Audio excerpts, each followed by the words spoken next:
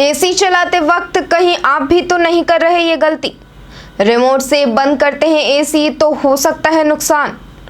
Remote या main switch कहां से एसी बंद करना है फायदेमंद? क्या रिमोट से बंद करने के बाद चालू रहता है एसी? भले ही आज राज्य के अधिकांश जिलों में मानसून की दस्तक हो चुकी है, लेकिन राज्य समेत देश के कुछ ऐसे इलाके भी हैं जहां उमस ने लोगों का हाल खराब कर रखा है। गर्मी ने इस साल अपने सारे रिकॉर्ड तोड़ दिए हैं। कई जगह तो पारा 50 डिग्री के भी पार चला गया था। भीषण गर्मी का प्रकोप ऐसा था कि कूलर और पंखे ने भी दम तोड़ दिया था।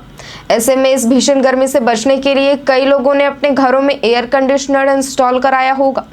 एसी लगवाने के बाद गर्मी से तो राहत लोगों को अवश्य मिल जाती होगी, लेकिन बिजली का बिल टेंशन बढ़ा देता है।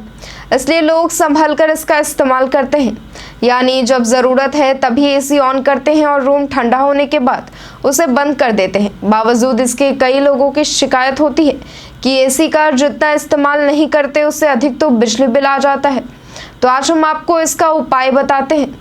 अक्सर घरों में ये देखने को मिलता है कि कोई भी इलेक्ट्रिकल इक्विपमेंट जिसे आप रिमोट से ऑन ऑफ कर सकते हैं उसे आप रिमोट से ही ऑफ करके छोड़ देते हैं। एसी बंद करने के लिए भी लोग रिमोट का इस्तेमाल करते हैं और रूम ठंडा हो जाने के बाद रिमोट से ही एसी को बंद कर देते हैं। अक्सर ये रात के समय होता है जब एसी चलाकर सो रहे होते हैं और रूम ठंडा हो जाने के बाद उसे रिमोट से ही बंद कर देते हैं और आपको ऐसा लगता है कि अब आपका एसी बंद हो गया है, लेकिन मेन स्विच तो ऑन होता है।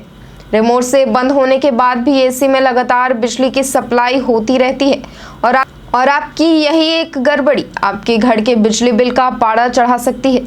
रिमोट से बैठे बैठे एसी बंद कर देना आसान तो होता है, लेकिन इससे एसी के पीसीबी बोर्ड में एसी को चालू और बंद करने के लिए लगे उपयोग होने वाले रिले स्विच खराब हो सकता है। जब ऐसा होता है तो हमें इसकी जानकारी नहीं होती और रिमोट से बंद करने पर इंडोर यूनिट बंद हो जाने के बाद हम संतुष्ट हो जाते हैं कि हमारा एसी बंद हो गया है, लेकिन आउटडोर यूनिट चलता रहता है। लगभग सभी घरों में आउटडोर यूनिट घर के बाहर साइड से ही लगाया जाता है। ऐसे में पता नहीं चल पाता कि आउटडोर यूनिट ऑन है या ऑफ। ऐसे में आप इंडोर यूनिट को भले ही बंद कर दें, लेकिन आउटडोर यूनिट चालू रहने से बिल ज़्यादा ही आएगा।